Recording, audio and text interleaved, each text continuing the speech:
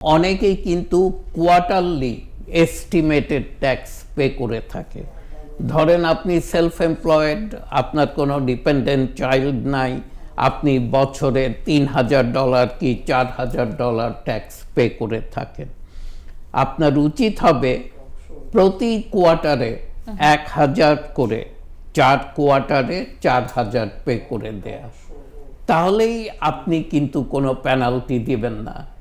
কিন্তু আপনি যদি 15ই এপ্রিলের মধ্যে ট্যাক্স ফাইল করেন এবং $4,000 বিফোর 15th এপ্রিল পে করে দেন, উইল ইউ পে পেনাল্টি?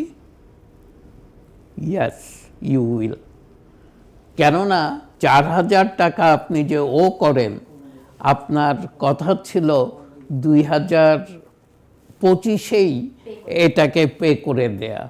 আপনি যেহেতু পে করেন নাই, আপনাকে পেনাল্টি পে করতে হবে। সেই অ্যামাউন্টটা প্লাস মাইনাসটা কি পরে আইআরএস আবার ব্যালেন্স করে দিচ্ছে? হ্যাঁ, ধরেন আপনি এক্সেস দিয়ে দিয়েছেন, আইআরএস আপনাকে রিফান্ড করে দিচ্ছে। ধরেন আপনি কম দিয়েছেন, 4,500 টাকা ট্যাক্স, আপনি দিয়েছেন 4,000, তো আপনি যখন ফাইল করছেন তখন 500 টাকা আপনি পে করে দিবেন। এবং এই পেনাল্টিগুলো কি সচরাচর আমাদের বাঙালি কমিউনিটিতে মানুষ দিয়ে থাকছে? আপনার নলেজে এই এক্সপেরিয়েন্স কি আছে? যাদের ওই যে বললাম সেলফ এমপ্লয়েড, যেমন আজকেই একজন আমার অফিসে এসেছিলেন, তার ছেলে খুব বেশি দিন না, অল্প কিছুদিন উবার চালিয়েছে, সে স্টুডেন্ট না, তার বয়স 25, সে ট্যাক্স পে করেছে। তো ছেলেকে আমার কাছে পাঠিয়ে দিয়েছিল, আমি ফাইল করে দিয়েছি, পে করেছে। বাবা আজকে এসছে, বাবা এসে বলছে, পারভেজ ভাই ওকে কেন পে করতে হলো? তো আমি বললাম, ও তো সেলফ এমপ্লয়েড।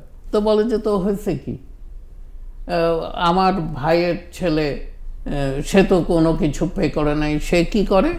বলল যে সে প্রাইস লাইনে কাজ করে। ও প্রাইস লাইনে কাজ করে, W2 এমপ্লয়ি, হ্যাঁ, ও তো রিফান্ড পেয়েছে। Very correct.